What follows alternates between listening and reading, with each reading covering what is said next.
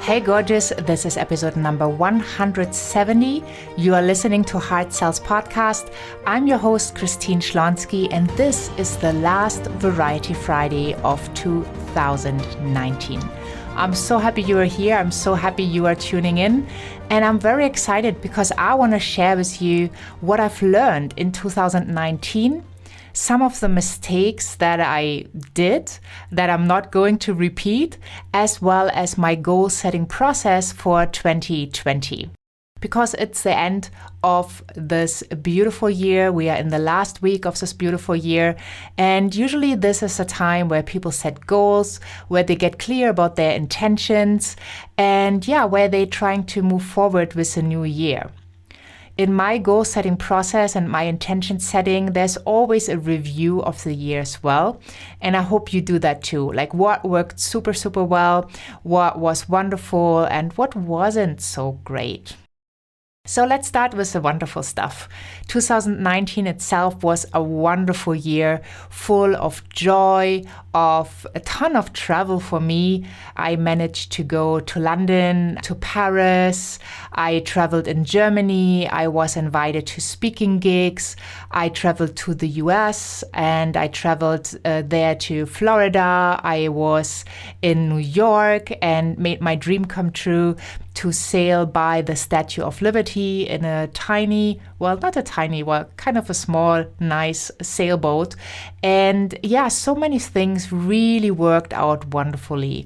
My clients had huge successes, we celebrated, and we overcame huge challenges together. Obviously, I supported them in the process, and it was just so beautiful to see how they could serve on another level with their amazing gifts, because now they had the structure, they had the clarity, they had changed their mindset from a sales mindset into a sales success mindset, and they even started to enjoy sales by having fun conversations instead of sales conversations. So this was just wonderful, wonderful.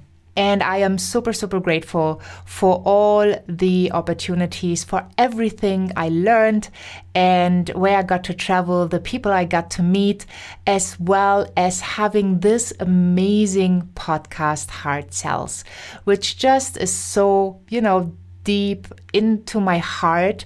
It's really a passion project, because I get to connect with such wonderful people sharing their story.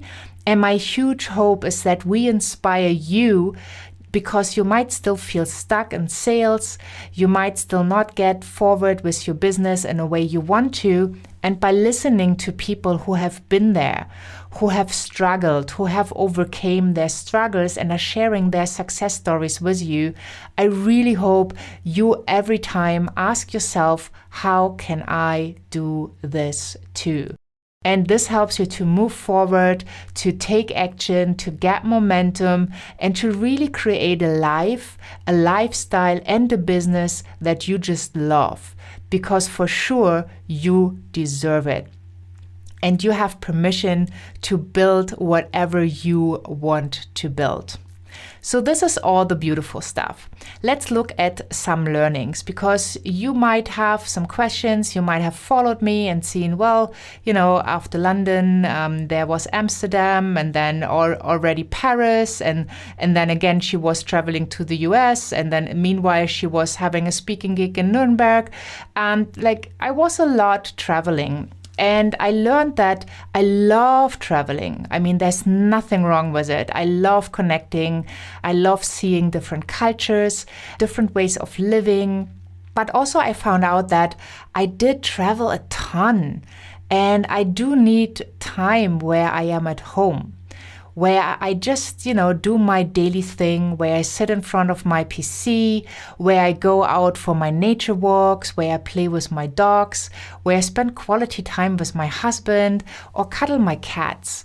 So this was something that I learned, that I traveled a little bit too much because I said yes to more or less almost each and every opportunity that kind of came my way. So the big learning is that I discovered traveling is great. and I love to do it, but maybe a tick less. And also I discovered that when traveling, I need to put more focus on what it is for. I mean, all the travel was business, and obviously you always combine the lifestyle with your business, since I am a lifestyle entrepreneur. But there were also, maybe travels that did not have the results that I wanted to have, or I was not clear enough in why I was going and what exactly was my outcome besides networking, creating relationships. So moving forward, I decided that traveling really needs to make sense from a business perspective. And, just being more clear about what I want to achieve is probably going to help in the future to travel a little bit less and then travel for all the right reasons. So I want to invite you, if you are thinking of traveling, really be clear in what's your game. Like, is it a conference you're going to? Why do you want to attend? What is it that you want to take away? And, how are you planning to do the follow-up? Right? With all the traveling, some of my follow-up really fell off the table, so that I made a ton of amazing connections, but I did not manage to follow up with each and every person that I wanted to follow up with. So my advice would be, make some plans, be really clear on the outcome, and then after you are back, or even in the process, make time so you can connect with each and every one of those amazing people you meet to actually discuss business opportunities, to discuss partnerships, to invite them to speak to you in case they might be your ideal client. So you want to be really, really clear in how this travel is supporting your business and your lifestyle. So that's one. And then also, I went for some shiny objects where I thought, oh my goodness, I really, really need this course. I really, really need this mentor. I really need to add this into my product line right now. Just coming to find out that, I didn't need it right then and there. I probably need it, but maybe next year. So there was actually no reason to invest that kind of money, because I wasn't really ready to take action. And again, that might play into, the travel, because when you buy a course and then you're going away to travel, you won't have the time.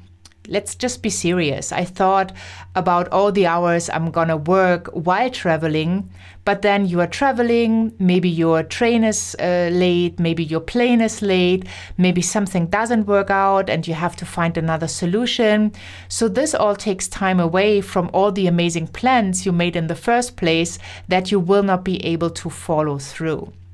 And when you travel and you are on the road like all the time, it's much more difficult to follow up on all the things you wanted to do for your business, like the regular stuff, like putting out blogs or doing videos all the time, because it's, you won't find the time. And at some point, you kind of want to just sit down with a person and concentrate on creating a relationship instead of worrying what your next post will be on social media or, anything else, like maybe writing a book or writing your next blog article, because there will always be challenges if you are not in your own home office working from your own desk, if you're out and about, which is a great experience. But I just want to say, be clear in your intentions, and then also be clear that things will not work out the way you think they will work out. There will be people not following up on their promises. There will be difficulties in connecting flights, or whatever it is. Just be prepared that nothing will go smooth as you are planning it, because you are planning it from your desk and you're not planning it from real life. And then also following some shiny objects. If you don't need it right then and there, if it's not really your next step in your business, don't invest in stuff. That was one of my big learnings, because I purchased like 3 courses that I have barely touched. And, it's just money that went away. I'm not saying the courses are not great. It's just that I didn't need them right then and there, but that I followed that impulse and, I bought them because I thought, oh, I'm going to dive into it right now. And then I'm going to create something amazing and I'm going to add it to my business. So I would really recommend for 2020, get clear on your strategy. Get clear on where you want to go and only focus on one thing at the time. That's all, right? That's what you need to do. And I think the Heart-Centered Lead Generation Summit is going to help you a ton in getting clients lined up into your calendar so that you can have the sales conversations, that you can practice, that you can understand if you have enough clarity, if your offers are good enough, if enough people are signing up. So just focus at one thing at the time. Obviously, you need to serve your clients once you got them in and you promise them certain things you need to deliver. No doubt about that. But also you always want to have that clear path for a whole year, that you don't get sidetracked, that you have a goal, and then everything coming your way, you ask yourself, is this supporting my goal or is it not supporting my goal and I just like to have it or I just like to do it? And if it's supporting your goal, well, obviously you're going to move forward. If it's not supporting your goal, it might be hard, but you need to say no. So these are big learnings that I have had, like my own experiences in 2019. It was an amazing, amazing year. And I'm so grateful for every minute, for every lesson I learned. And I'm so happy that, I was able to reflect. And now I am creating my 2020 by actually setting my goals. So how do I do that? Well, first of all, I get really, really clear on what I want to do, on how many people I want to serve. And for me is that I write down impact goals. Like for each and every month, like how many people would I love to influence in a positive way, impact for the month of January? And then, how would I like to grow that? What are the relationships that I've built in 2019 that I really love and treasure, and that are relationships where the other person is actually a person that is willing and able to support me in my journey. And I can support them in the same way. So it's a mutual relationship that helps each other. So I'm getting clear on those relationships so that I can nurture them more, that I can reach out on a regular level, that when I read a post or a blog or I see a book or I talk to someone, I can make connections, I can forward an article with something they might be interested in, so that I'm here to support their business, which will help them hopefully to move forward, but it also will nurture our relationship. So I want to ask you, who are your 20, 30, or 40 people that are playing an important role for your business?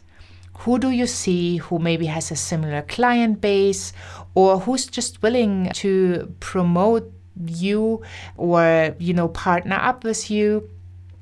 Who is it? Like, get really, really clear on those. Maybe it's only 10 people, right? It doesn't really matter. Like, get clear on your people, on your support tribe, because we all need a support tribe. And if you can join a mastermind, get yourself a coach that has some connections and who is able and willing to share connections with you.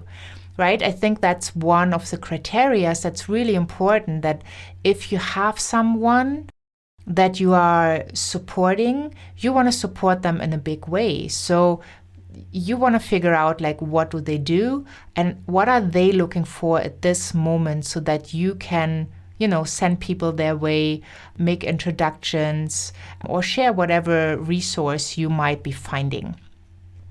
So I do set impact goals for 2020, like a big number, and then I break them down. And I highly recommend that you do the same so it's not that overwhelming. And then I also try to connect with that intention. I like to feel, how would it feel if I actually meet my goal? How many amazing people would I have impacted? What would happen in their life? So, kind of playing that positive movie in your own mind. So obviously impact will lead to money. So you get clear on what kind of services are you offering. If you have, for example, one-on-one coaching and it's not yet booked out, I would not recommend to start with an online coaching or a group coaching or a membership or like everything at the same time, because you need to focus on the one thing that makes the biggest impact in your business right now. And usually one-on-one coaching is also the coaching where you get the most revenue in comparison to an online course. So if you have enough people that you are coaching one-on-one, right? And depending on the time you invest, that might be 5 to 10 people at the same time. You want to make sure that if they all have the same challenges, the next step is a group coaching program, where you then actually can move people into the group coaching program, spend less time, get the same amount of money, or even more, because now you have more people that you can serve at the same time, and help them in that form, right? And then if you have even more influence so that you can't handle a group coaching anymore, or 2 or 3 or 4 group coaching programs, then you want to go into the next step, which then probably is creating an online course. But then you already have all the experience, all the questions that you get asked all the time over and over and over again. And then it's so much easier to do that. So I really hope that helps, that you get clear on the impact you want to make, how you want to make that impact. Once you know what kind of impact you want to make, it's so much easier to map out a strategy, like what kind of posts are you going to do? Are you going to start a podcast? Will you host a summit? Will you partner up with people in webinars? And you can learn all these amazing strategies at the Heart-Centered Lead Generation Summit.com, where people tell you how they have grown your business. Will you hold an online challenge where people actually get momentum, where they take action and get results within 5 or 7 days? And what's going to be the offer at the back end? So there's so much to do, but it all starts again with your clarity. So get your impact goal first, because that is how you bring your gift to the world. That is what happens in a positive way when you support other people. And as Bob Burg always says, money is the echo of value. Impact is value. So revenue will kind of follow. Like, if you have impacted, let's say, 100 people with your coaching programs, then you have the impact that reflects your revenue. So that's X. And then you take that revenue and you divide it up, and then you know what you want to make per month. And then you know how many people you need to influence in a positive way, impact in a positive way. So just get clear, map out your whole year, break it down. Don't forget to put in some downtime, vacation time, time where you might spend offline, where you might be just in nature, recharging your batteries, self-care time, put in some spa days if you like that, or family time. Just plan around that so that you can follow a plan with 100% focus. And plan on what you want to improve in 2020. What are the things that you've seen in 2019 that you might not have liked about yourself?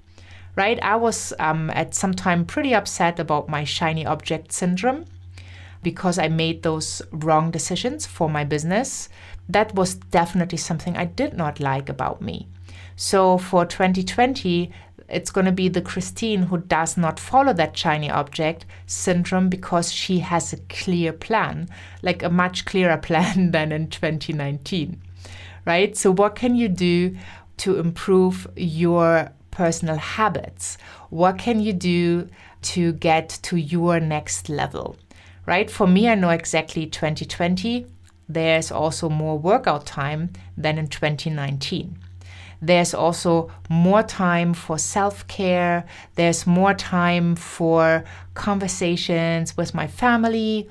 There's going to be more, planned downtime because now I have a much clearer plan that I can just follow. And then life becomes easier because you spend less time in thinking about choices. You already have the plan. All you need to do is be focused and follow.